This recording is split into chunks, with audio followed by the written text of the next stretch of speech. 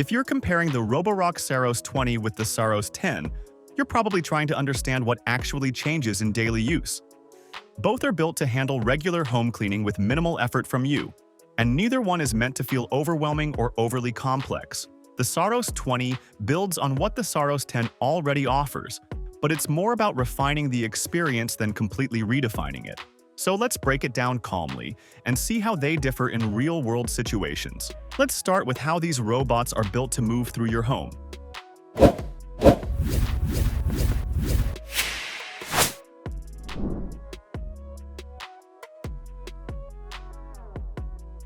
One of the most noticeable differences is how each robot handles physical obstacles.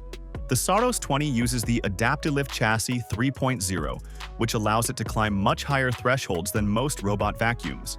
It can handle tall door rails and layered transitions that would normally stop a robot entirely. And over time, it learns how to cross those areas more smoothly. It's also very low in height, so it can slide under beds and sofas that many robots simply can't reach.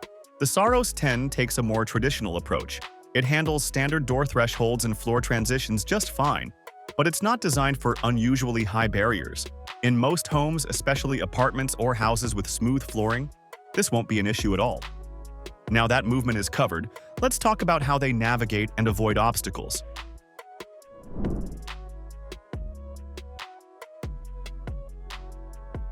Both models use smart navigation, but they operate at different levels of awareness.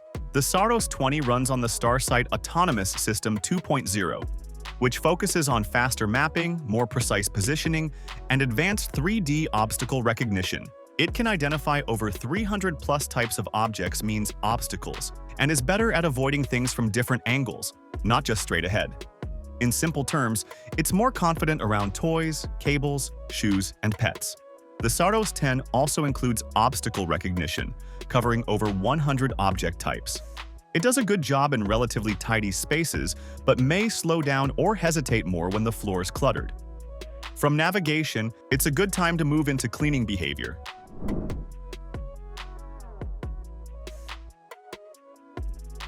Both robots are built for mixed flooring.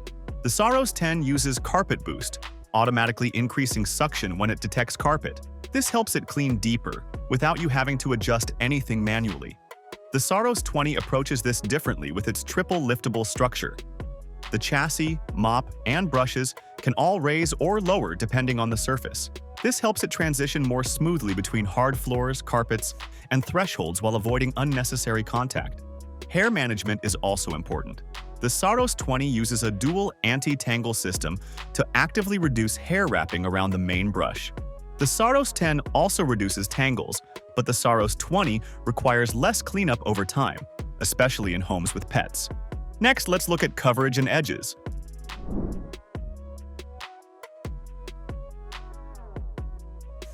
The Saros 10 features an auto-extending side brush that helps it reach into corners, along walls, and under toe kicks. This is especially useful in kitchens and tight spaces. The Saros 20 relies more on precise movement and positioning rather than extending hardware. It still covers edges well, but it does so through smarter navigation rather than mechanical reach.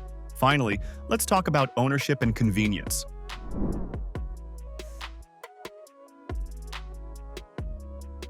The Saros 20 introduces the new Rock Dock system designed to reduce manual work. Depending on the version, it can empty the dustbin, wash and dry the mop, and refill water automatically. The goal is simple: less hands-on maintenance. The Saros 10 offers strong app features, including multi-level maps, virtual barriers, and detailed cleaning controls. The app experience between the two feels familiar, with the Saros 20 adding more automation rather than changing how you use it. At the end of the day, the Saros 10 is a dependable choice for most homes, while the Saros 20 is better suited for more complex layouts and users who want a more hands-off experience. That's our comparison of the Roborock Saros 20 versus the Saros 10. Thanks for watching, and like and subscribe for more content like this.